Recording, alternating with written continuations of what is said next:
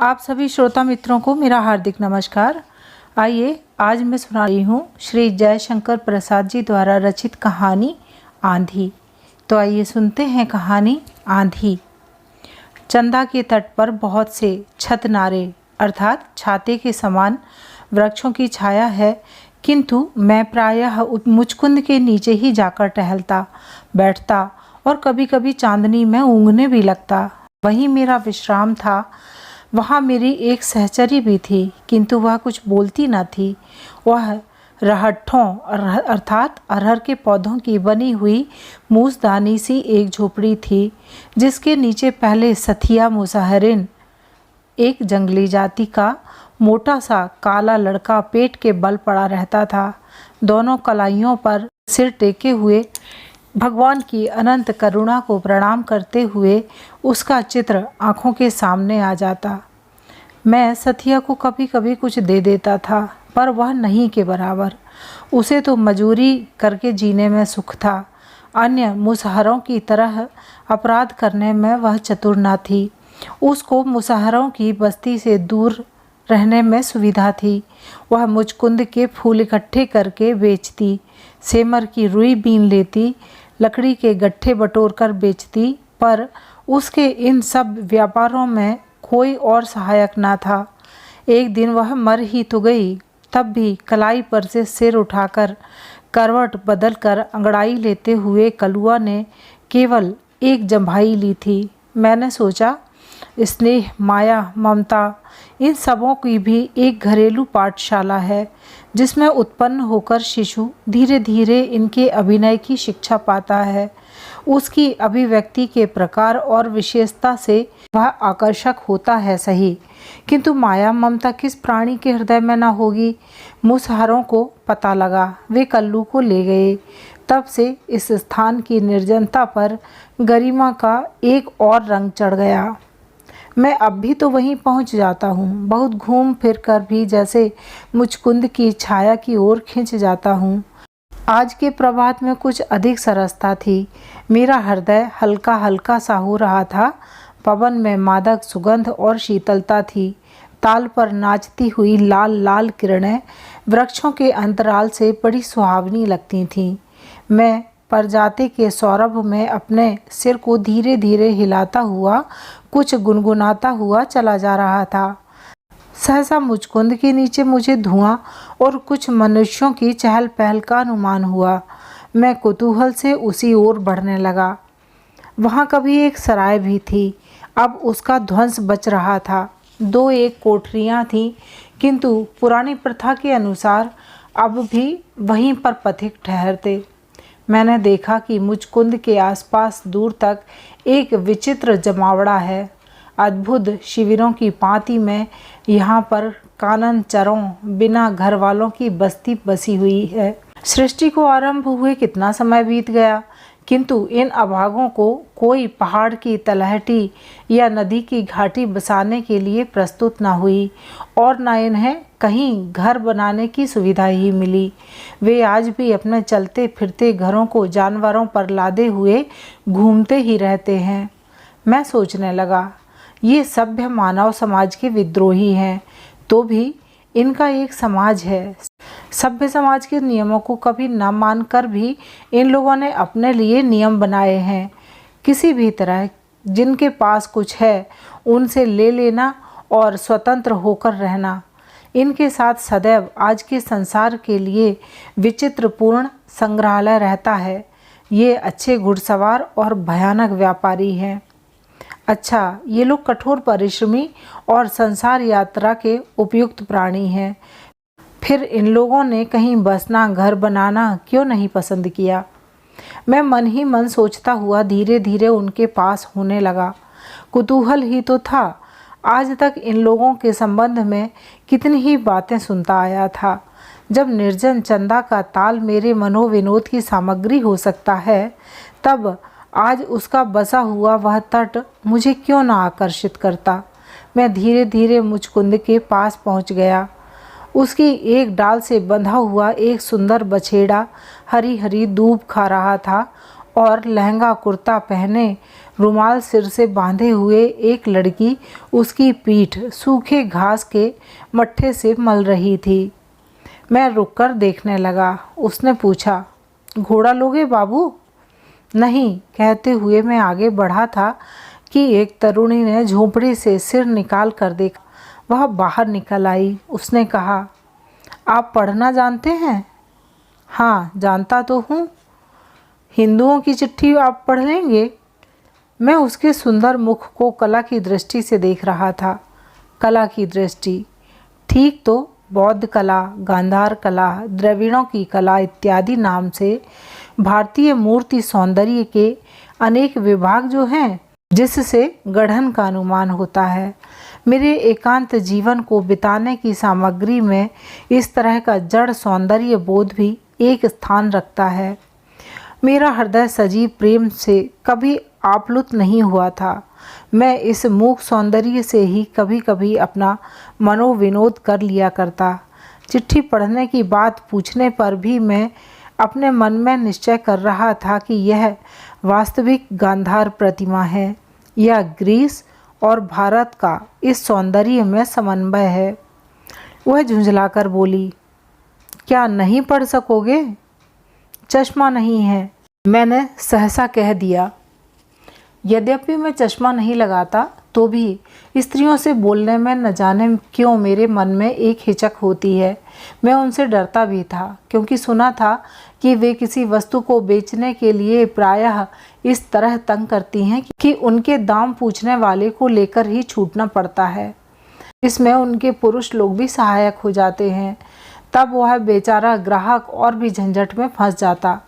मेरी सौंदर्य की अनुभूति विलीन हो गई। मैं अपने दैनिक जीवन के अनुसार टहलने का उपक्रम करने लगा, किंतु वह सामने अचल प्रतिमा की तरह खड़ी हो गई। मैंने कहा, क्या है? चश्मा चाहिए तो मैं ले आती हूँ। ठहरो ठहरो, मुझे चश्मा न चाहिए, कहकर मैं सोच रहा था कि कहीं मुझे खरीदना न पड़े। उसने पूछा, तब तुम पढ़ सकोगे कैसे? मैंने देखा कि बिना पढ़े छुट्टी न मिलेगी। मैंने कहा, ले आओ देखूं, संभव है कि पढ़ सकूं। उसने अपनी जेब से एक पूरी तरह मुड़ा हुआ पत्र निकाला। मैं उसे लेकर मन ही मन पढ़ने लगा। लैला, तुमने जो मुझे पत्र लिखा था उसे पढ़कर मैं हंसा, और दुख तो हुआ ही। हंसा इसलिए कि तुमने दूसरे से अपने मन का ऐसा खुला हुआ हाल क्यों कह दिया। तुम कितनी भोली हो। क्या तुमको ऐसा पत्र दूसरे से लिखवाते हुए हिचक न हुई? तुम्हारा घूमने वाला परिवार ऐसी बातों को सहन करेगा? क्या इन प्रेम की बातों में तुम गंभीरता का तनिक भी अनुभव नहीं करती हो? और दुखी इसलिए हुआ कि तुम मुझसे प्रेम करती हो। यह कितनी भयानक बात है, मेरे लिए भी और तुम्हारे लिए भी। तुमने मुझे निमंत्रित किया है प्रेम के स्वतंत्र साम्राज्य में घूमने के लिए, किंतु तुम जानती हो मुझे जीवन के ठोस झंझटों से छुट्टी नहीं है। घर में मेरी स्त्री है, 3 बच्चे हैं। उन सबों के लिए मुझे खटना पड़ता है, काम करना पड़ता है। यदि वैसा ना भी होता तो भी क्या मैं तुम्हारे जीवन को अपने साथ घसीटने में समर्थ होता? तुम स्वतंत्र वन विहंगिनी हो और मैं एक हिंदू गृहस्थ। अनेक रुकावटें, 20 बंधन, यह सब असंभव है। तुम भूल जाओ। जो स्वप्न तुम देख रही हो उसमें केवल हम और तुम हैं, संसार का आभास नहीं। मैं एक दिन और जीर्ण सुख लेते हुए जीवन की विभिन्न अवस्थाओं का समन्वय करने का प्रयत्न कर रहा हूँ। न मालूम कब से मनुष्य इस भयानक सुख का अनुभव कर रहा है। मैं उन मनुष्यों का अपवाद नहीं हूँ, क्योंकि यह सुख भी तुम्हारे स्वतंत्र सुख की संतति है। वह आरंभ है, यह परिणाम है। फिर भी घर बसाना पड़ेगा, फिर वही समस्याएं सामने आएंगी। तब तुम्हारा यह स्वप्न भंग हो जाएगा। पृथ्वी ठोस और कंकरीली रह जाएगी, फूल हवा में बिखर जाएंगे, आकाश का विराट मुख समस्त आलोक को पी जाएगा। अंधकार, केवल अंधकार में झुंझलाहट भरा पश्चाताप जीवन को अपने डंकों से छत विच्छत कर देगा। इसलिए लैला, भूल जाओ। तुम चारियारी बेचती हो, उससे सुना है चोर पकड़े जाते हैं, किंतु अपने मन का चोर पकड़ना कहीं अच्छा है। तुम्हारे भीतर जो तुमको चुरा रहा है उसे निकालकर बाहर करो। मैंने तुमसे कहा था कि बहुत से पुराने सिक्के खरीदूंगा। तुम अब की बार पश्चिम जाओ तो खोज कर ले आना, मैं उन्हें अच्छे दामों पर ले लूँगा। किंतु तुमको खरीदना है, अपने को बेचना नहीं। इसलिए मुझसे प्रेम करने की भूल तुम ना करो। हाँ, अब कभी इस तरह का पत्र न भेजना, क्योंकि वह सब व्यर्थ है। रामेश्वर। मैं एक सांस में पत्र पढ़ गया। तब तक लैला मेरा मुंह देख रही थी। मेरा पढ़ना कुछ ऐसा ही हुआ जैसे लोग अपने में बर्राते हैं। मैंने उसकी ओर देखते हुए वह कागज़ उसे लौटा दिया।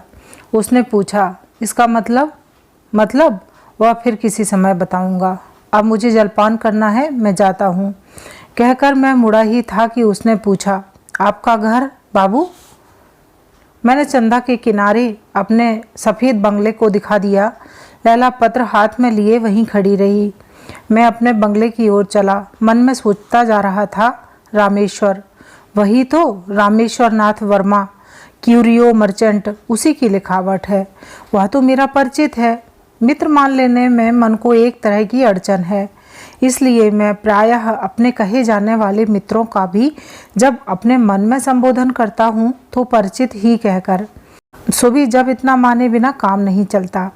मित्र मान लेने पर मनुष्य उससे शिव के समान आत्मत्याग, बोधिसत्व के सदृश सर्वस्व समर्पण की जो आशा करता है और उसकी शक्ति की सीमा को प्रायः अतिरंजित देखता है, वैसी स्थिति में अपने को डालना मुझे पसंद नहीं।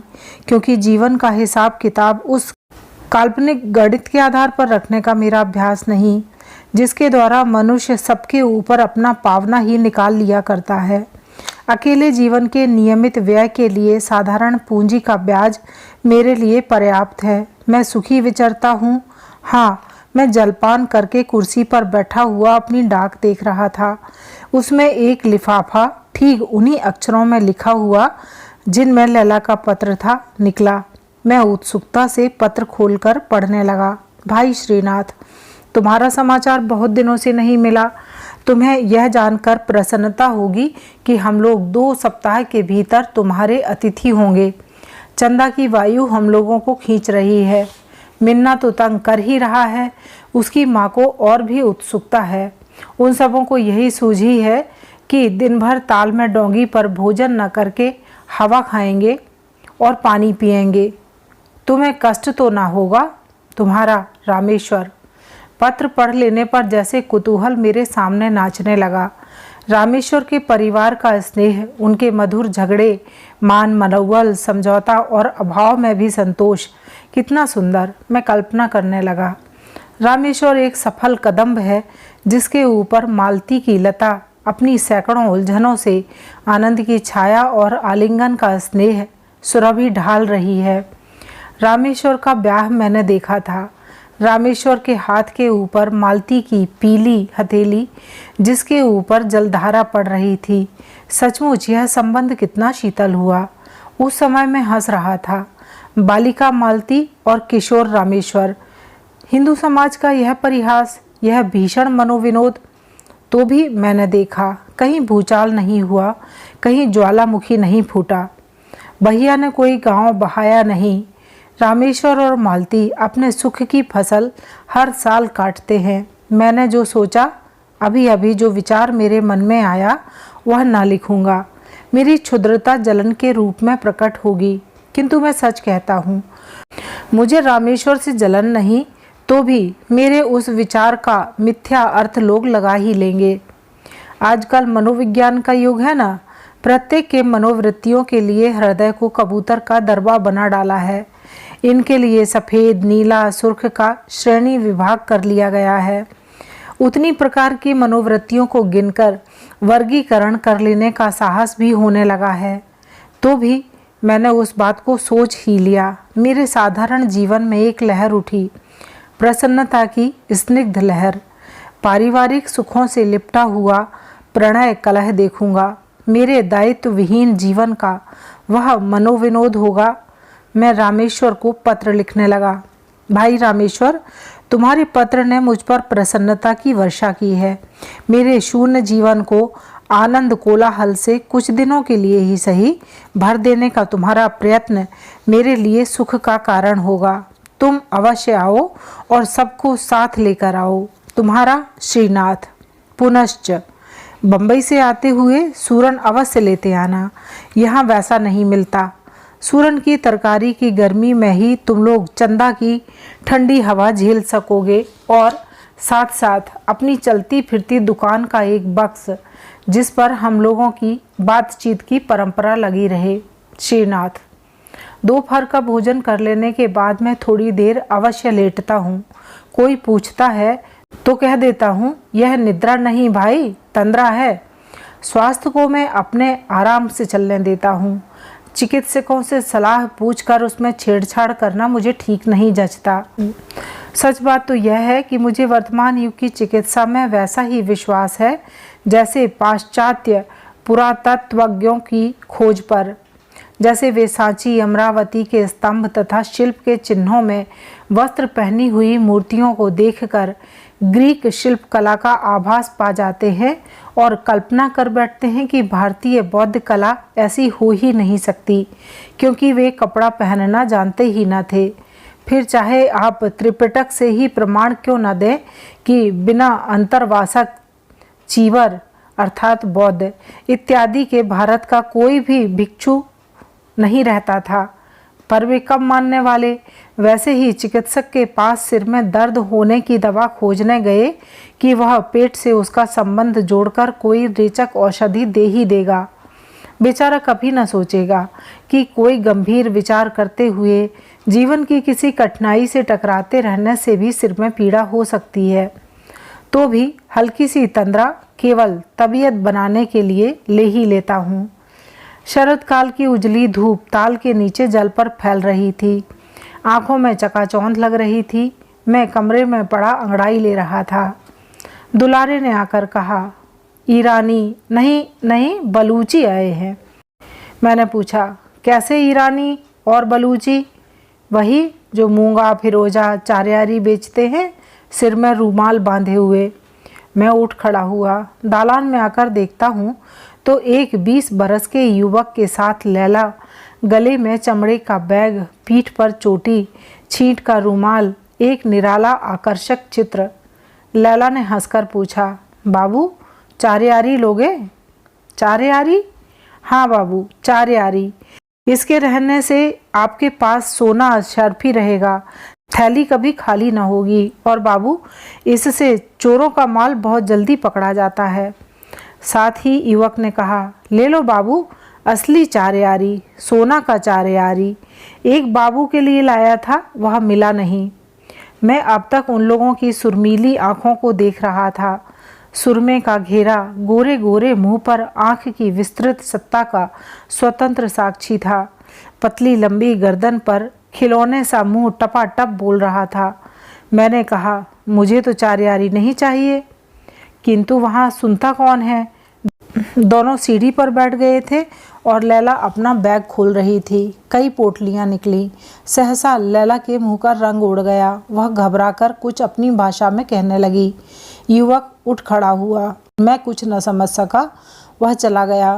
अब लैला ने मुस्कुराते हुए बैग में से वही पत्र निकाला। मैंने कहा, इसे तो मैं पढ़ चुका हूँ। इसका मतलब?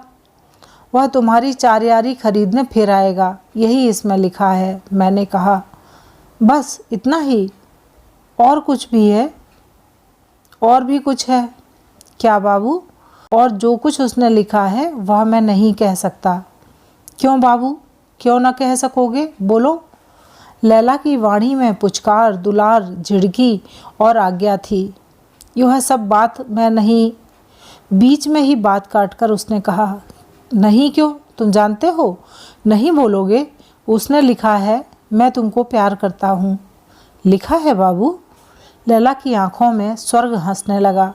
वह फुर्ती से पत्र मोड़कर रखती हुई हंसने लगी। मैंने अपने मन में कहा, अब यह पूछेगी वह कब आएगा, कहाँ मिलेगा, किंतु लैला ने यह सब कुछ नहीं पूछा। वह सीढ़ियों पर अर्ध शयनावस्था में जैसे कोई सुंदर सपना देखती हुई मुस्कुरा रही थी। युवक दौड़ता हुआ आया। उसने अपनी भाषा में कुछ घबरा कर कहा, पर लैला लेटे ही लेटे कुछ बोली। युवक भी बैठ गया। लैला ने मेरी ओर देखकर कहा, तो बाबू वह आएगा, मेरी 4 यारी खरीदेगा? गुल से भी कह दो। मैंने समझ लिया कि युवक का नाम गुल है। मैंने कहा, हाँ, वह तुम्हारी 4 यारी खरीदने आएंगे। गुल ने लैला की ओर प्रसन्न दृष्टि से देखा, परंतु मैं जैसे भयभीत हो गया। अपने ऊपर संदेह होने लगा। लैला सुंदरी थी, पर उसके भीतर भयानक राक्षस की आकृति थी या देव मूर्ति, यह बिना जाने मैंने क्या कह दिया। इसका परिणाम भीषण भी हो सकता है, मैं सोचने लगा। रामेश्वर को मित्र तो मानता नहीं, किंतु मुझे उससे शत्रुता करने का क्या अधिकार है। चंदा के दक्षिणी तट पर ठीक मेरे बंगले के सामने एक पाठशाला थी। उसमें एक सिंघली सज्जन रहते थे।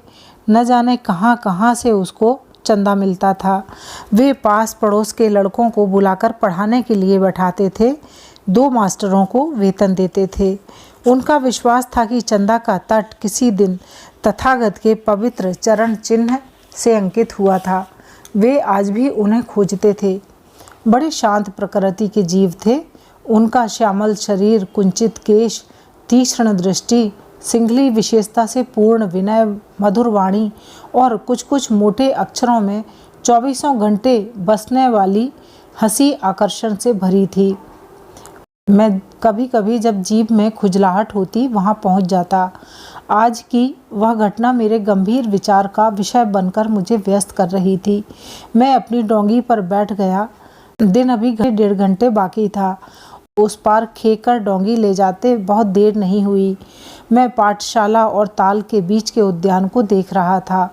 खजूर और नारियल के ऊंचे ऊंचे वृक्षों की जिसमें निराली छटा थी।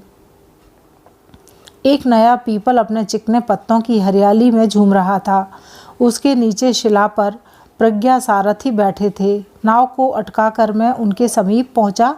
अस्त होने वाले सूर्य बिंब की रंगीली किरणें उनके प्रशांत मुखमंडल पर पड़ रही थीं।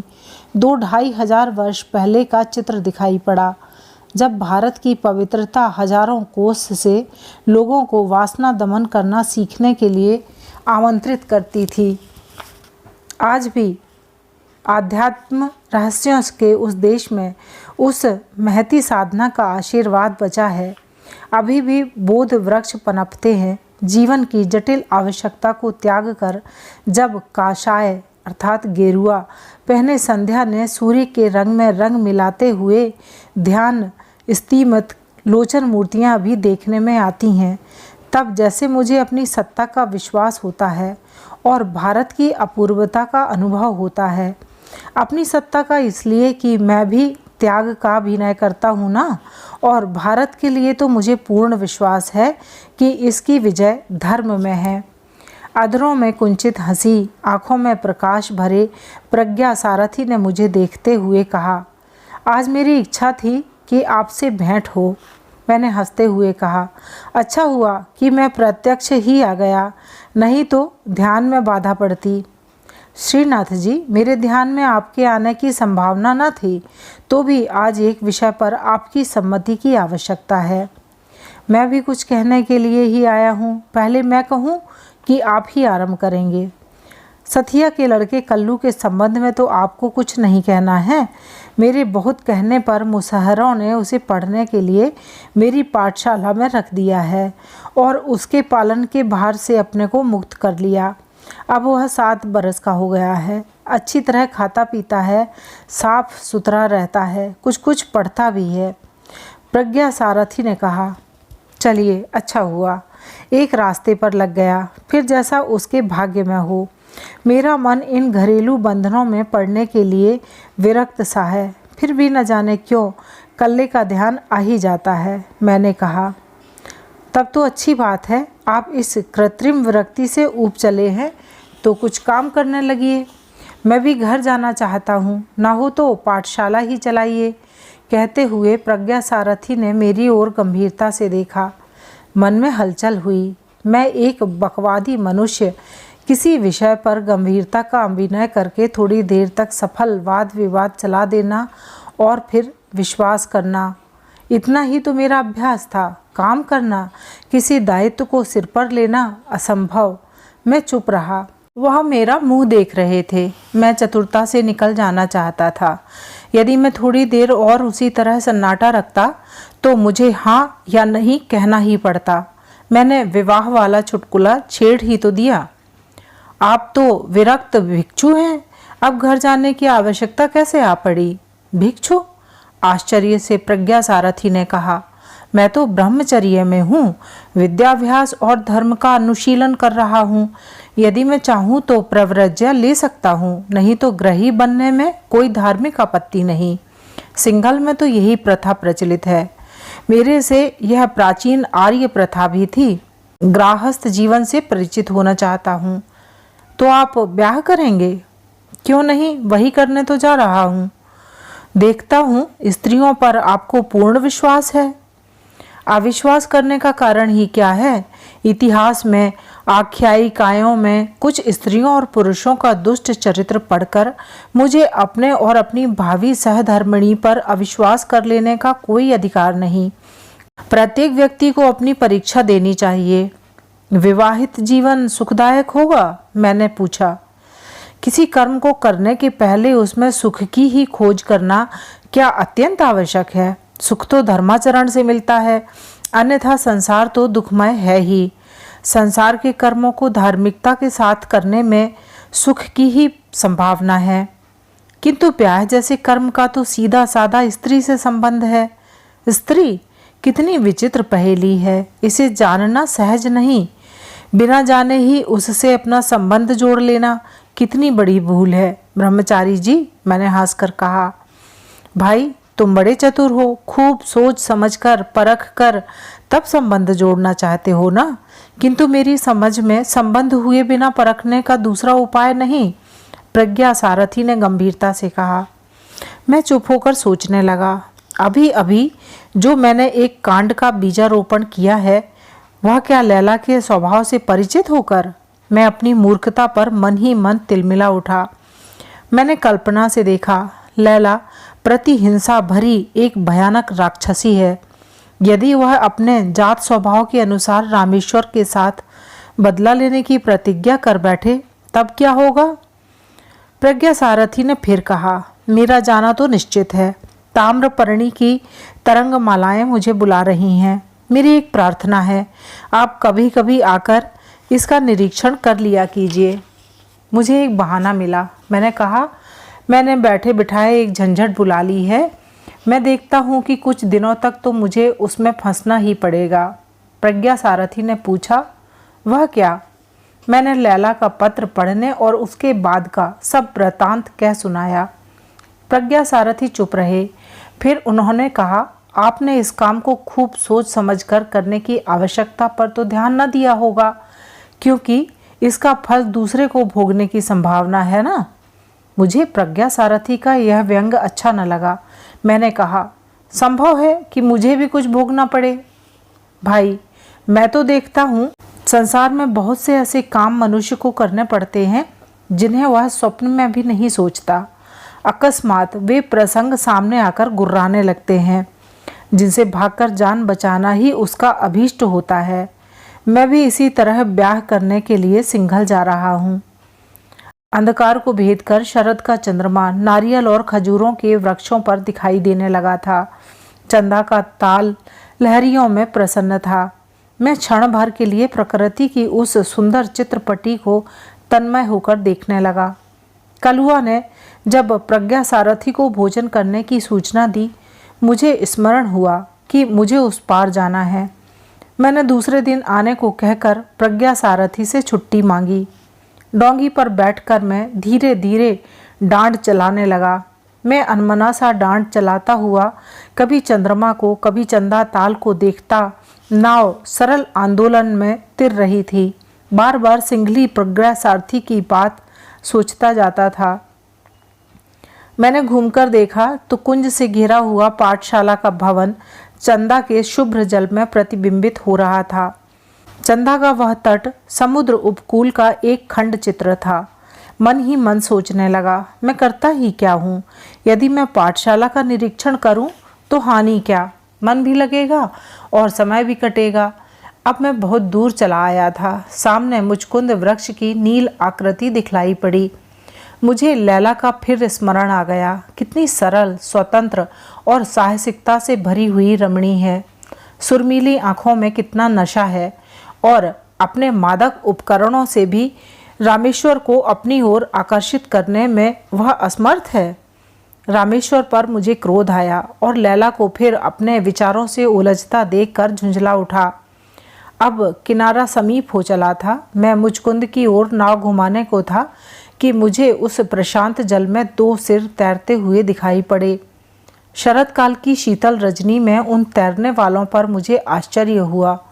मैंने डांड चलाना बंद कर दिया। दोनों तैरने वाले डोंगी के पास आ चले थे। मैंने चंद्रिका के आलोक में पहचान लिया। वह लैला का सुंदर मुख था। कुमुदनी की तरह प्रफुल्ल चांदनी में हंसता हुआ लैला का मुख। मैंने पुकारा, लैला। वह बोलने ही को थी कि उसके साथ वाला मुख गुर्रा उठा।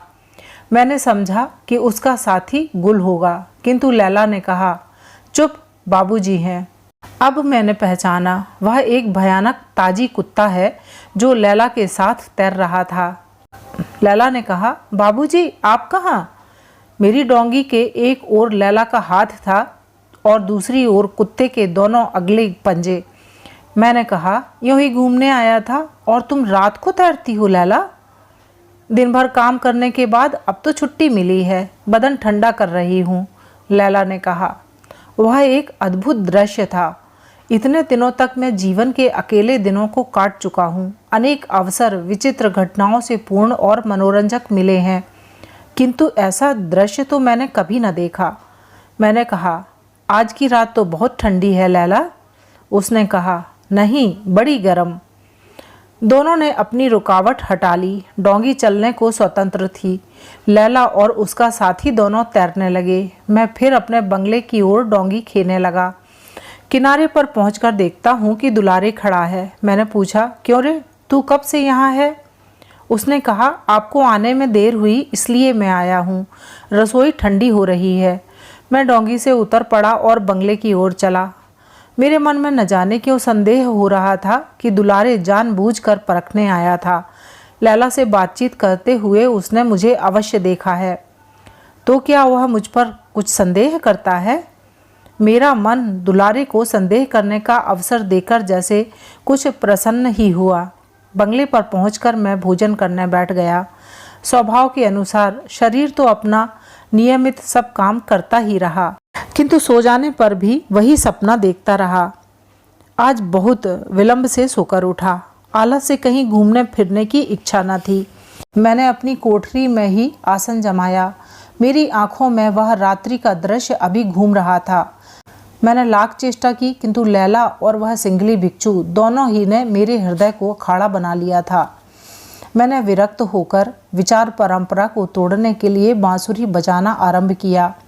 आशावरी के गंभीर विलंबित आलापों में फिर भी लैला की प्रेम पूर्ण आकृति जैसे बनने लगती।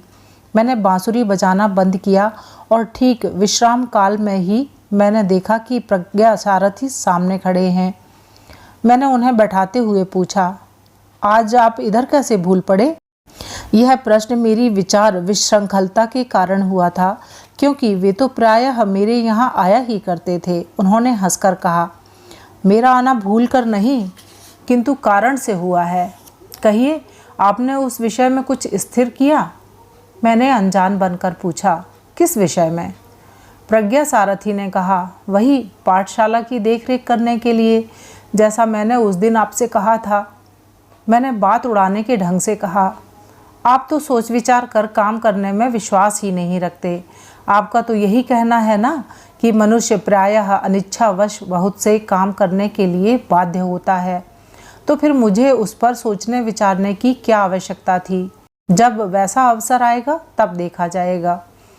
कृपया मेरी बातों को अपने मनोनुकूल अर्थ न लगाइए। यह तो मैं मानता हूँ कि आप अपने ढंग से विचार करने के लिए स्वतंत्र हैं, किंतु उन्हें क्रियात्मक रूप देने के समय आपकी स्वतंत्रता में मेरा विश्वास संदिग्ध हो जाता है। प्रायः देखा जाता है हम लोग क्या करने जाकर क्या कर बैठते हैं, तो भी हम उसकी जिम्मेदारी से छूटते नहीं। मान लीजिए कि लैला के हृदय में एक दुराशा उत्पन्न करके आपने रामेश्वर के जीवन में अड़चन डाल दी है। संभव है यह घटना साधारण न होकर कोई भीषण कांड उपस्थित कर सकती है और आपका मित्र अपने अनिष्ट करने वाले को न भी पहचान सके, तो क्या आप अपने ही मन के सामने इसके लिए अपराधी न ठहरेंगे? प्रज्ञा सारथी की ये बातें मुझे बेढंगी सी जान पड़ी, क्योंकि उस समय मुझे उनका आना और मुझे उपदेश देने का ढोंग रचना असहाय होने लगा। मेरी इच्छा होती थी कि वे किसी तरह भी यहाँ से चले जाते, तो भी मुझे उन्हें उत्तर देने के लिए इतना तो कहना ही पड़ा कि आप कच्चे अदृष्टवादी हैं।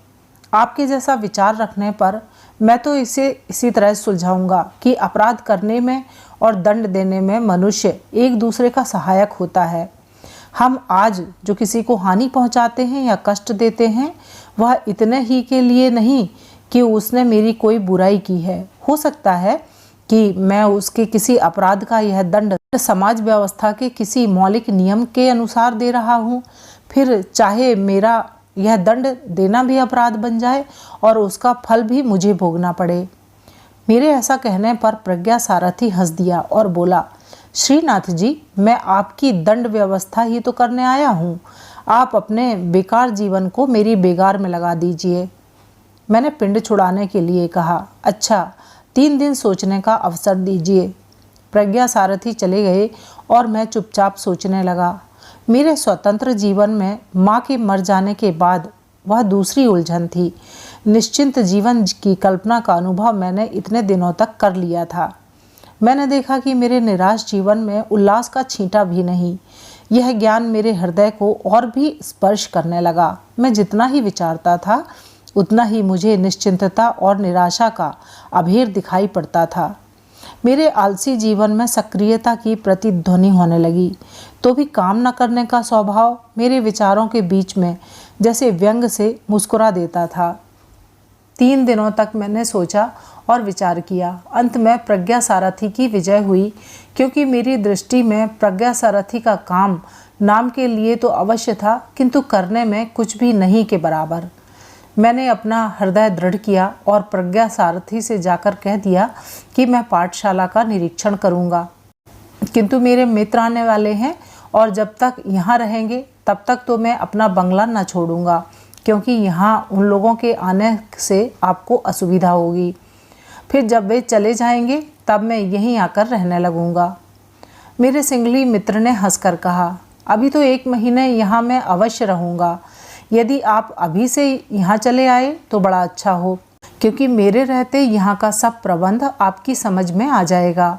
रह गई मेरी असुविधा की बात, सो तो केवल आपकी कल्पना है। मैं आपके मित्रों को यहाँ देखकर प्रसन्न ही होऊंगा, जगह की कमी भी नहीं। मैं अच्छा कहकर उनसे छुट्टी लेने के लिए उठ खड़ा हुआ, किंतु प्रज्ञा सारथी ने मुझे फिर से बैठाते हुए कहा, देखिए श्रीनाथ जी, यह पाठशाला का भवन पूर्णतः आपके अधिकार में रहेगा। भिक्षुओं के रहने के लिए तो संघाराम का भाग अलग है ही, और उसमें जो कमरे अभी अधूरे हैं उन्हें शीघ्र ही पूरा कराकर तब मैं जाऊंगा। और अपने संघ से मैं इसकी पक्की लिखा पढ़ी कर रहा हूँ कि आप पाठशाला के आजीवन अवैतनिक प्रधानाध्यक्ष रहेंगे और उसमें किसी को हस्तक्षेप करने का अधिकार न होगा। मैं उस बौद्ध मिशनरी युवक की युक्तिपूर्ण व्यवहारिकता देखकर मन ही मन चकित हो रहा था। एक क्षण भर के लिए उस सिंगली की व्यवहार कुशल बुद्धि से मैं भीतर ही भीतर ऊब उठा। मेरी इच्छा हुई कि मैं स्पष्ट अस्वीकार कर दूं, किंतु न जाने क्यों मैं वैसा न कर सका। मैंने कहा, तो आपको मुझ पर इतना विश्वास है कि मैं आजीवन आपकी पाठशाला चलाता रहूँगा? प्रज्ञा सारथी ने कहा, शक्ति की परीक्षा दूसरों ही पर होती है। यदि मुझे आपकी शक्ति का अनुभव हो तो कुछ आश्चर्य की बात नहीं, और आप तो जानते ही हैं कि धार्मिक मनुष्य विश्वासी होता है। सूक्ष्म रूप से जो कल्याण ज्योति मानवता में अंतर्निहित है, मैं तो उसमें अधिक से अधिक श्रद्धा करता हूँ। विषयगामी होने पर वही संत होकर के मनुष्य का अनुशासन करती है, यदि उसकी पशुता ही प्रबल न हो गई हो तो। मैंने प्रज्ञा सारथी की आंखों से आंख मिलाते हुए देखा। उसमें तीव्र संयम की ज्योति चमक रही थी। मैं प्रतिवाद न कर सका और यह कहते हुए खड़ा हुआ, अच्छा, जैसा आप कहते हैं वैसा ही होगा। मैं धीरे धीरे बंगले की ओर लौट रहा था। रास्ते में अचानक देखता हूँ कि दुलारे दौड़ा हुआ चला आ रहा है। मैंने पूछा, क्या है रे? उसने कहा, बाबूजी, घोड़ा गाड़ी पर बहुत आदमी आए हैं, वे लोग आपको पूछ रहे हैं। मैंने समझ लिया कि रामेश्वर आ गया। दुलारे से कहा कि तू दौड़ जा, मैं यहीं खड़ा हूँ, उन लोगों को सामान सहित यहीं ले वाला। दुलारे तो बंगले की ओर भागा। मैं उसी जगह अविचल भाव से खड़ा रहा। मन में विचारों की आंधी उठने लगी। रामेश्वर तो आ गया और वे ईरानी भी यहीं हैं। ओह, मैंने मूर्खता की। तो मेरे मन को जैसे ढांढस हुआ कि रामेश्वर मेरे बंगले में नहीं ठहरता है, इस बौद्ध पाठशाला तक लैला क्यों आने लगी, जैसे लैला को वहाँ आने में कोई दैवी बाधा हो। फिर मेरा सिर चकराने लगा। मैंने कल्पना की आंखों से देखा कि लैला अबाध गति से चलने वाली एक निर्झरणी है, पश्चिम के सर्राटे से भरी हुई वायु तरंग माला है। उसको रोकने की किसमें सामर्थ्य है? और फिर अकेले रामेश्वर ही तो नहीं, उसकी स्त्री भी उसके साथ है। अपनी मूर्खता पूर्ण करनी से मेरा ही दम घुटने लगा। मैं खड़ा खड़ा झील की ओर देख रहा था। उसमें छोटी छोटी लहरियां उठ रही थीं, जिनमें सूर्य की किरणें प्रतिबिंबित होकर आँखों को चौंधिया देती थीं। मैंने आंखें बंद कर लीं। अब मैं कुछ नहीं सोचता था। गाड़ी की घरघराहट ने मुझे सजग किया। मैंने देखा कि रामेश्वर गाड़ी का पल्ला खोलकर वहीं सड़क में उतर रहा है। मैं उससे गले मिल शीघ्रता से कहने लगा, गाड़ी पर बैठ जाओ, मैं भी चलता हूँ, यहीं पास ही चलना है। उसने गाड़ी वहाँ से चलने के लिए कहा। हम दोनों साथ साथ पैदल ही चले। पाठशाला के समीप प्रज्ञा सारथी अपनी रहस्यपूर्ण मुस्कुराहट के साथ अगवानी करने के लिए खड़े थे। 2 दिनों में हम लोग अच्छी तरह रहने लगे। घर का कोना कोना आवश्यक चीज़ों से भर गया। प्रज्ञा सारथी इसमें बराबर हम लोगों के साथी हो रहे थे। और सबसे अधिक आश्चर्य मुझे मालती को देखकर हुआ। वह मानो इस जीवन की संपूर्ण गृहस्थी यहाँ सजा कर रहेगी। मालती एक स्वस्थ युवती थी, किंतु दूर से देखने में अपनी छोटी सी आकृति के कारण वह बालिका सी लगती थी। उसकी तीनों संतानें बड़ी सुंदर थीं। मिन्ना 6 बरस का, रंजन 4 का और कमलो 2 की थी। कमलो सचमुच एक गुड़िया थी। कल्लू का उससे इतना घना परिचय हो गया कि दोनों को एक दूसरे के बिना चैन नहीं। मैं सोचता था कि प्राणी क्या स्नेहमय ही उत्पन्न होता है। अज्ञात प्रदेशों में आकर वह संसार में जन्म लेता है, फिर अपने लिए स्नेहमय संबंध बना लेता है। किंतु मैं सदैव इन बुरी बातों से भागता ही रहा। इसे मैं अपना सौभाग्य कहूँ या दुर्भाग्य। इन्हीं कई दिनों में रामेश्वर के प्रति मेरे हृदय में इतना स्नेह उमड़ा कि मैं उसे एक क्षण छोड़ने के लिए प्रस्तुत न था। अब हम लोग साथ बैठकर भोजन करते, साथ ही टहलने निकलते। बातों का तो अंत ही न था। कल्लू तीनों लड़कों को बहलाए रहता। दुलारे खाने पीने का प्रबंध कर लेता। रामेश्वर से मेरी बातें होती और मालती चुपचाप सुना करती। कभी कभी बीच में अच्छी सी मीठी बात भी बोल देती। और प्रज्ञा सारथी को तो मानो एक पाठशाला ही मिल गई थी। वे गृहस्थ जीवन का चुपचाप अच्छा सा अध्ययन कर रहे थे। एक दिन मैं बाजार से अकेला लौट रहा था। बंगले के पास में पहुंचा ही था कि लैला मुझे दिखाई पड़ी। वह अपने घोड़े पर सवार थी। मैं क्षण भर तक विचारता रहा कि क्या करूं। तब तक घोड़े से उतरकर वह मेरे पास चली आई। मैं खड़ा हो गया था। उसने पूछा, बाबूजी, आप कहीं चले गए थे? हाँ। अब इस बंगले में आप नहीं रहते? मैं तुमसे एक बात कहना चाहता हूँ लैला, मैंने घबराकर उससे कहा। क्या बाबूजी? वह चिट्ठी है तो मेरे ही पास, क्यों? मैंने उसमें कुछ झूठ कहा था। झूठ? लैला की आंखों से बिजली निकलने लगी थी। हाँ लैला, उसमें रामेश्वर ने लिखा था कि मैं तुमको नहीं चाहता, मुझे बाल बच्चे हैं। हैं तुम झूठे दगाबाज, कहती हुई लैला अपनी छुरी की ओर देखती हुई दांत पीसने लगी। मैंने कहा, लैला तुम मेरा कसूर, तुम मेरे दिल की दिल्लगी करते थे, कितने रंज की बात है। वह कुछ न कर सकी, वहीं बैठकर रोने लगी। मैंने देखा कि यह बड़ी आफत है, कोई मुझे इस तरह यहाँ देखेगा तो क्या कहेगा। मैं तुरंत वहाँ से चल देना चाहता था, किंतु लैला ने आंसू भरी आंखों से मेरी ओर देखते हुए कहा, तुमने मेरे लिए दुनिया में एक बड़ी अच्छी बात सुनाई थी, वह मेरी हंसी थी।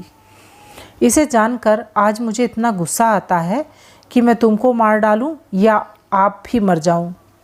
लैला दांत पीस रही थी। मैं कांप उठा, अपने प्राणों के भय से नहीं, किंतु लैला के साथ अदृष्ट के खिलवाड़ पर और अपनी मूर्खता पर। मैंने प्रार्थना के ढंग से कहा, लैला मैंने तुम्हारे मन को ठेस लगा दी है, इसका मुझे बड़ा दुख है। अब तुम उसको भूल जाओ। तुम भूल सकते हो, मैं नहीं। मैं खून करूँगी। उसकी आंखों में ज्वाला निकल रही थी। किसका? लैला, मेरा? ओह नहीं, तुम्हारा नहीं। तुमने एक दिन मुझे सबसे बड़ा आराम दिया है। हो वह झूठा, तुमने अच्छा नहीं किया था, तो भी तुमको अपना दोस्त समझती हूँ। तब किसका खून करोगी? उसने गहरी सांस लेकर कहा, अपना या किसी। फिर चुप हो गई। मैंने कहा, तुम ऐसा ना करोगी लैला। मेरा और कुछ कहने का साहस नहीं होता था। उसने फिर पूछा, वह तो तेज हवा चलती है, जिसमें बिजली चमकती है, बर्फ़ गिरती है, जो बड़े बड़े पेड़ों को तोड़ डालती है, हम लोगों के घरों को उड़ा ले जाती है। आंधी? मैंने बीच ही में कहा। हाँ, वही मेरे यहाँ चल रही है, कहकर लैला ने अपनी छाती पर हाथ रख दिया। लैला, मैंने अधीर होकर कहा, मैं उसको एक बार देखना चाहती हूँ। उसने भी व्याकुलता से मेरी ओर देखते हुए कहा, मैं उसे दिखा दूंगा, पर तुम उसकी कोई बुराई न करोगी। मैंने कहा, हुश, कहकर लैला ने अपनी काली आंखें उठाकर मेरी ओर देखा। मैंने कहा, अच्छा लैला, मैं दिखा दूंगा, कल मुझसे यहीं मिलना। कहती हुई वह अपने घोड़े पर सवार हो गई। उदास लैला के बोझ से वह घोड़ा भी धीरे धीरे चलने लगा और लैला झुकी हुई सी उस पर मानो किसी तरह बैठी थी। मैं वहीं देर तक खड़ा रहा और फिर धीरे धीरे अनिच्छापूर्वक पाठशाला की ओर लौटा। प्रज्ञा सारथी पीपल के नीचे शिलाखंड पर बैठे थे। मिन्ना उनके पास खड़ा उनका मुँह देख रहा था। प्रज्ञा सारथी की रहस्यपूर्ण हंसी आज अधिक उदार थी। मैंने देखा कि वह उदासीन विदेशी अपनी समस्या हल कर चुका है। बच्चों की चहल पहल ने उसके जीवन में वांछित परिवर्तन ला दिया है। और मैं कह चुका था, इसलिए दूसरे दिन लैला से भेंट करने पहुंचा। देखता हूं कि वह पहले ही से वहां बैठी है। निराशा से उदास उसका मुंह आज पीला हो रहा था। उसने हंसने की चेष्टा नहीं की और ना मैंने ही। उसने पूछा, तो कब, कहाँ चलना होगा? मैं तो सूरत में उससे मिली थी, वहीं उसने मेरी चिट्ठी का जवाब दिया था। अब कहाँ चलना होगा? मैं भौचक सा हो गया।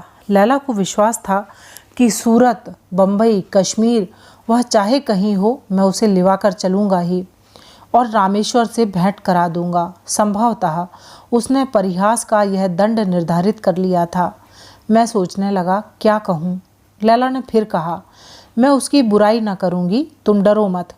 मैंने कहा, वह यहीं आ गया है, उसके बाल बच्चे सब साथ हैं। लैला, तुम चलोगी? वह एक बार सिर से पैर तक कांप उठी और मैं भी घबरा गया। मेरे मन में नई आशंका हुई। आज मैं क्या दूसरी भूल करने जा रहा हूँ? उसने संभल कर कहा, हाँ चलूँगी बाबू। मैंने गहरी दृष्टि से उसके मुंह की ओर देखा तो अंधड़ नहीं, किंतु एक शीतल मलय का व्याकुल झोंका उसकी घुंघराली लटों के साथ खेल रहा था। मैंने कहा, अच्छा मेरे पीछे पीछे चली आओ। मैं चला और वह मेरे पीछे थी। जब पाठशाला के पास पहुंचा तो मुझे हारमोनियम का स्वर और मधुर आलाप सुनाई पड़ा। मैं ठिठक कर सुनने लगा। रमणी कंठ की मधुर ध्वनि। मैंने देखा कि लैला की आंखें उस संगीत के नशे में मतवाली हो चली हैं। उधर देखता हूँ कि कमलों को गोद में लिए प्रज्ञा सारथी भी झूम रहे हैं। अपने कमरे में मालती छोटे से सफारी बाजे पर पीलू गा रही है और अच्छी तरह गा रही है। रामेश्वर लेटा हुआ उसके मुंह की ओर देख रहा है। पूर्ण तृप्ति, प्रसन्नता की माधुरी दोनों के मुंह पर खेल रही है। पास ही रंजन और मिन्ना बैठे हुए अपने माता और पिता को देख रहे हैं।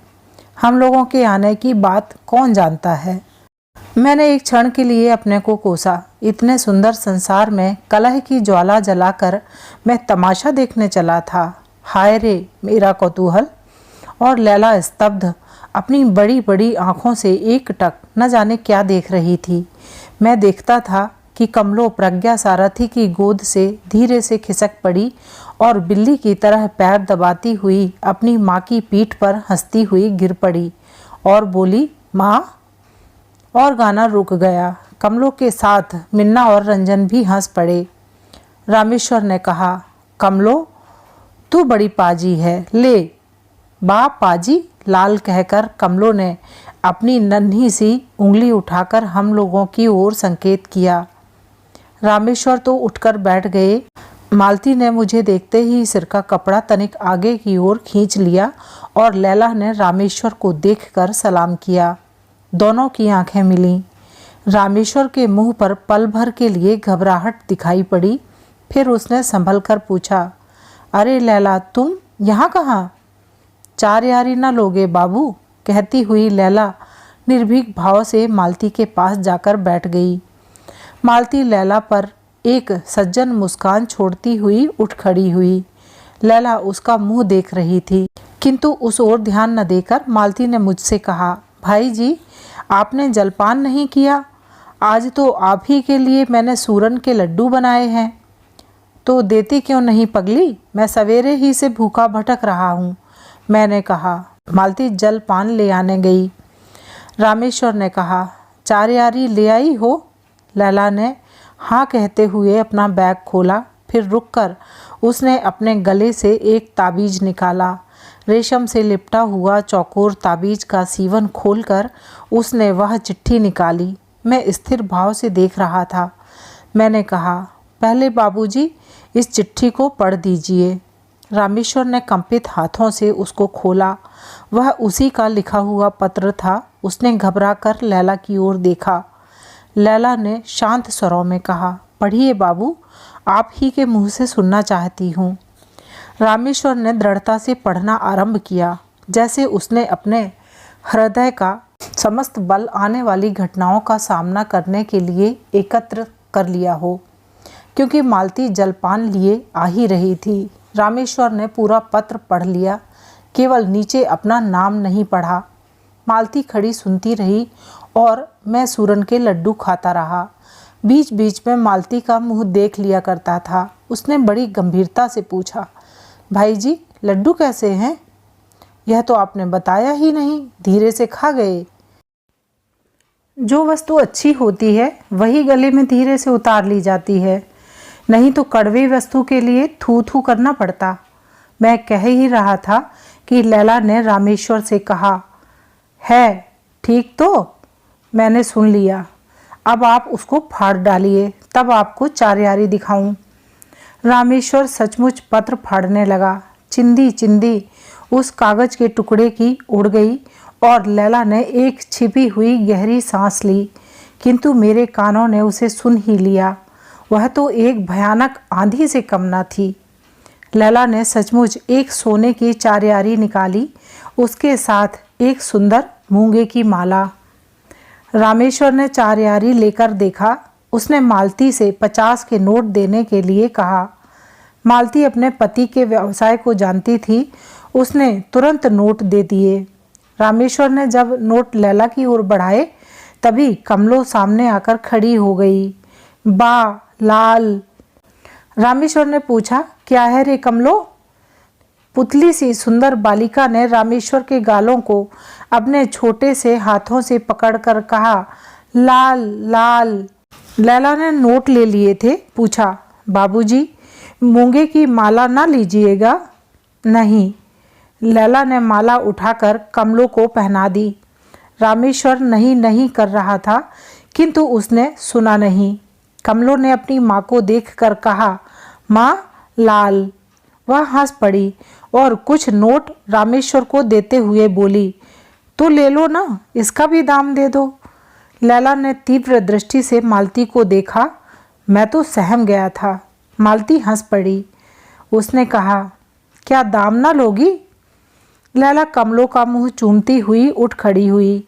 मालती अवाक, रामेश्वर स्तब्ध, किंतु मैं प्रकृतिस्थ था। लैला चली गई।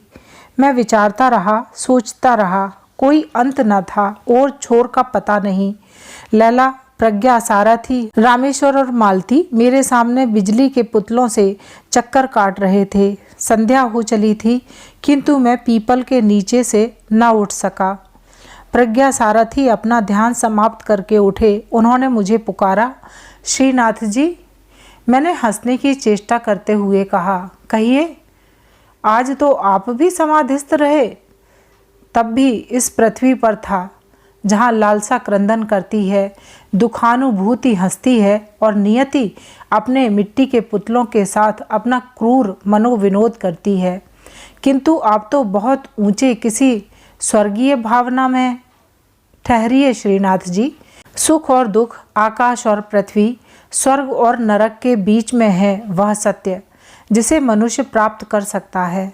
मुझे क्षमा कीजिए, अंतरिक्ष में उड़ने की मुझ में शक्ति नहीं है, मैंने परिहास पूर्वक कहा। साधारण मन की स्थिति को छोड़कर जब मनुष्य कुछ दूसरी बात सोचने के लिए प्रयास करता है, तब क्या वह उड़ने का प्रयास नहीं? हम लोग कहने के लिए द्विपद हैं, किंतु देखिए तो जीवन में हम लोग कितनी बार उचकते हैं, उड़ान भरते हैं। वही तो उन्नति की चेष्टा, जीवन के लिए संग्राम और भी क्या क्या नाम से प्रशंसित नहीं होती। तो मैं भी इसकी निंदा नहीं करता, उठने की चेष्टा करनी चाहिए। किंतु आप यही ना कहेंगे कि सूझबूझकर एक बार उचकना चाहिए, किंतु उस एक बार को, उस अचूक अवसर को जानना सहज नहीं है। इसीलिए तो मनुष्यों को, जो सबसे बुद्धिमान प्राणी हैं, बार बार धोखा खाना पड़ता है। उन्नति को उसके विभिन्न रूपों में अपनी आवश्यकता के साथ इतना मिलाया है कि उसे सिद्धांत बना लेना पड़ा है कि उन्नति का द्वंद्व पतन ही है। संयम का वज्र गंभीर नाद प्रकृति से नहीं सुनते हो। शारीरिक क्रम तो गौड़ है, मुख्य संयम तो मानसिक है। श्रीनाथ जी, आज लैला का वह मन का संयम क्या किसी महानदी की प्रखर धारा के अचल बांध से कम था? मैं तो देखकर अवाक था। आपकी उस समय विचित्र परिस्थिति रही, फिर भी कैसे सब निर्विघ्न समाप्त हो गया, उसे सोचकर तो मैं अब चकित हो जाता हूँ। क्या वह इस भयानक प्रतिरोध के धक्के को संभाल लेगी? लैला के वक्षस्थल में कितना भीषण अंधड़ चल रहा होगा, इसका अनुभव हम लोग नहीं कर सकते। मैं भी अब इससे भयभीत हो रहा हूँ। प्रज्ञा, सारथी चुप रहकर धीरे धीरे कहने लगे, मैं तो कल जाऊँगा। यदि तुम्हारी सम्मति हो तो रामेश्वर को भी साथ चलने के लिए कहूँ। बम्बई, अब मुंबई तक हम लोगों का साथ रहेगा और मालती इस भयावनी छाया से शीघ्र ही दूर हट जाएगी। फिर तो सब कुशल ही है। मेरे त्रस्त मन को शरण मिली। मैंने कहा, अच्छी बात है। प्रज्ञा, सारथी उठ गए। मैं वहीं बैठा रहा और भी बैठा रहता यदि मिन्ना और रंजन की किलकारी और रामेश्वर की डांट डपट, मालती की कलछी की खटखट का कोलाहल जोर न पकड़ लेता और कल्लू सामने आकर खड़ा न हो जाता। प्रज्ञा, सारथी, रामेश्वर और मालती को गए 1 सप्ताह से ऊपर हो गया। अभी तक उस वास्तविक संसार का कोलाहल सुदूर से आती हुई मधुर संगीत की प्रतिध्वनि के समान मेरे कानों में गूंज रहा था। मैं अभी तक उस मादकता को उतार न सका था। जीवन में पहले किसी निश्चिंतता का विराग नहीं, न तो वह बेपरवाही रही। मैं सोचने लगा कि अब मैं क्या करूं? कुछ करने की इच्छा क्यों? मन के कोने से चुटकी लेते कौन पूछ बैठा। किए बिना तो रहा नहीं जाता। करो भी, पाठशाला से क्या मन ऊब चला? उतने से संतोष नहीं होता। और क्या चाहिए? यही तो नहीं समझ सका। नहीं तो यह प्रश्न ही क्यों करता कि अब मैं क्या करूं। मैंने झुंझलाकर कहा। मेरी बातों का उत्तर देने लेने वाला मुस्कुराकर हट गया। मैं चिंता के अंधकार में डूब गया। वह मेरी ही गहराई थी जिसकी मुझे थाह न लगी। मैं प्रकृतिस्थ हुआ कब, जब एक उदास और ज्वालामयी तीव्र दृष्टि मेरी आंखों में घुसने लगी। अपने उस अंधकार में मैंने एक ज्योति देखी। मैं स्वीकार करूंगा कि वह लैला थी। इस पर हंसने की इच्छा हो तो हंस लीजिए, किंतु मैं लैला को पा जाने के लिए विकल नहीं था, क्योंकि लैला जिसको पाने की अभिलाषा करती थी वही उसे न मिला और परिणाम ठीक मेरी आंखों के सामने था। तब मेरी सहानुभूति क्यों जगी? हाँ, वह सहानुभूति थी। लैला जैसे दीर्घ पथ पर चलने वाले मुझ पथिक की चिर संगिनी थी। उस दिन इतना ही विश्वास करके मुझे संतोष हुआ। रात को कलुआ ने पूछा, बाबूजी, आप घर न चलिएगा? मैं आश्चर्य से उसकी ओर देखने लगा। उसने हट भरी आंखों से फिर वही प्रश्न किया। मैंने हंसकर कहा, मेरा घर तो यही है रे कलुआ। नहीं बाबूजी, जहाँ मिन्ना गए हैं, जहाँ रंजन और जहाँ कमलो गई हैं, वही तो घर है। जहाँ बहू जी गई हैं, जहाँ बाबा जी। हठात प्रज्ञा सारथी का मुझे स्मरण हो आया। मुझे क्रोध में कहना पड़ा, कलुआ, मुझे और कहीं घरवर नहीं है। फिर मन ही मन कहा, इस बात को वह बौद्ध समझता था। सबको घर है, बाबा जी को, मिन्ना को, सबको है, आपको नहीं है। उसने ठुनकते हुए कहा। किंतु मैं अपने ऊपर झुंझला रहा था। मैंने कहा, बकवाद न कर, जा सो रह। आजकल तू पढ़ता नहीं? कलुआ सिर झुकाए व्यथा भरे वक्षस्थल को दबाए अपने बिछौने पर जा पड़ा और मैं उस निस्तब्ध रात्रि में जागता रहा। खिड़की में से झील का आंदोलित जल दिखाई पड़ रहा था और मैं आश्चर्य से अपना ही बनाया हुआ चित्र उसमें देख रहा था। चंदा के प्रशांत जल में एक छोटी सी नाव है जिस पर मालती, रामेश्वर बैठे थे और मैं डांट चला रहा था। प्रज्ञा सारथी तीर पर खड़े बच्चों को बहला रहे थे। हम लोग उजली चांदनी में नाव खेते हुए चले जा रहे थे। सहसा उस चित्र में एक और मूर्ति का प्रादुर्भाव हुआ। वह थी लैला। मेरी आंखें तिलमिला गईं। मैं जागता था, सोता था। सवेरा हो गया था। नींद से भरी आंखें नहीं खुलती थीं, तो भी बाहर के कोलाहल ने मुझे जगा दिया। देखता हूँ ईरानियों का एक झुंड बाहर खड़ा है। मैंने पूछा, क्या है? गुल ने कहा, यहाँ का पीर कहाँ है? पीर? मैंने आश्चर्य से पूछा। हाँ, वही जो पीला पीला कपड़ा पहनता था। मैं समझ गए वे लोग प्रज्ञा सारथी को खोजते थे। मैंने कहा, वह तो यहाँ नहीं है, अपने घर गए। काम क्या है? एक लड़की को हवा लगी है, यहीं पर कोई आसेब अर्थात प्रतिबोधा हैं, पीर को दिखलाना चाहती हूँ, एक अधेड़ स्त्री ने बड़ी व्याकुलता से कहा। मैंने पूछा, भाई, मैं तो यह सब कुछ नहीं जानता, वह लड़की कहाँ है? पड़ाव पर। बाबूजी, आप चलकर देख लीजिए। आगे वह कुछ बोल न सकी, किंतु गुल ने कहा, बाबू तुम जानते हो, वही लैला। आगे मैं न सुन सका। अपनी ही अंतर्ध्वनि से मैं व्याकुल हो गया। यही होता है, किसी के उजड़ने से ही दूसरा बसता है। यदि यही विधि विधान है तो बसने का नाम उजड़ना ही है। यदि रामेश्वर, मालती और अपने बाल बच्चों की चिंता छोड़कर लैला को ही देखता, किंतु वैसा हो कैसे सकता है? मैंने कल्पना की आंखों से देखा। लैला विवर्ण सुंदर मुख, निराशा की झुलस से दयनीय मुख। उन ईरानियों से फिर से बात न करके मैं भीतर चला गया और तकिए में अपना मुंह छिपा लिया। पीछे सुना, कलुआ डांट बताता हुआ कह रहा है, जाओ जाओ, यहाँ बाबा जी नहीं रहते। मैं लड़कों को पढ़ाने लगा। कितना आश्चर्यजनक भयानक परिवर्तन मुझ में हो गया। उसे देखकर मैं ही विस्मित होता था। कलुआ इन्हीं कई महीनों से मेरा एकांत साथी बन गया।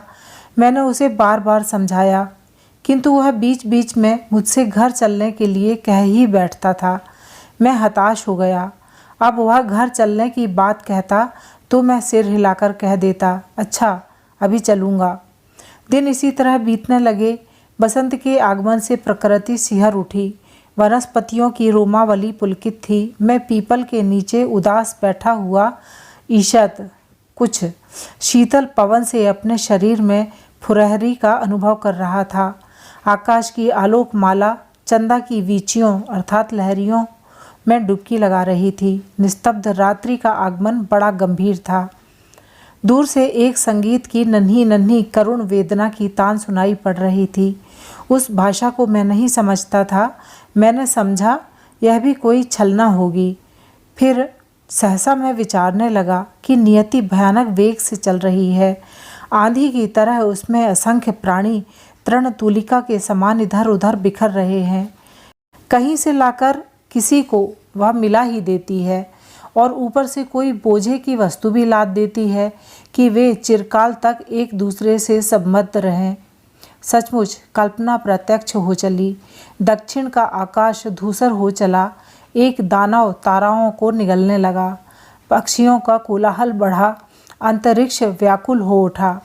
कड़वाहट में सभी आश्रय खोजने लगे, किंतु मैं कैसे उठता। वह संगीत की ध्वनि समीप आ रही थी। वज्र निर्घोष को भेद कर कोई कलेजे से गा रहा था। अंधकार में साम्राज्य में तृण लता वृक्ष चराचर कंपित हो रहे थे। कलुआ की चीत्कार सुनकर भीतर चला गया। उस भीषण कोलाहल में भी वही संगीत ध्वनि पवन के हिंडोले पर झूल रही थी, मानो पाठशाला के चारों ओर लिपट रही थी। सहसा एक भीषण अर्राहट हुई। अब मैं टार्च लिए बाहर आ गया। आंधी रुक गई थी। मैंने देखा पीपल की बड़ी सी डाल फटी पड़ी है और लैला नीचे दबी हुई अपनी भावनाओं की सीमा पार कर चुकी है। मैं अब भी चंदा तट की बौद्ध पाठशाला का अवैतनिक अध्यक्ष हूँ। प्रज्ञा सारथी के नाम को कोसता हुआ दिन बिताता हूँ। कोई उपाय नहीं। वही जैसे मेरे जीवन का केंद्र है। आज भी मेरे हृदय में आंधी चला करती है और उसमें लैला का मुख बिजली की तरह कौंधा करता है। अभी आप सुन रहे थे जय शंकर प्रसाद जी द्वारा लिखित एक लंबी कहानी आंधी। कहानी आपने पूरी सुनी, इसके लिए आपका बहुत बहुत धन्यवाद। नमस्कार।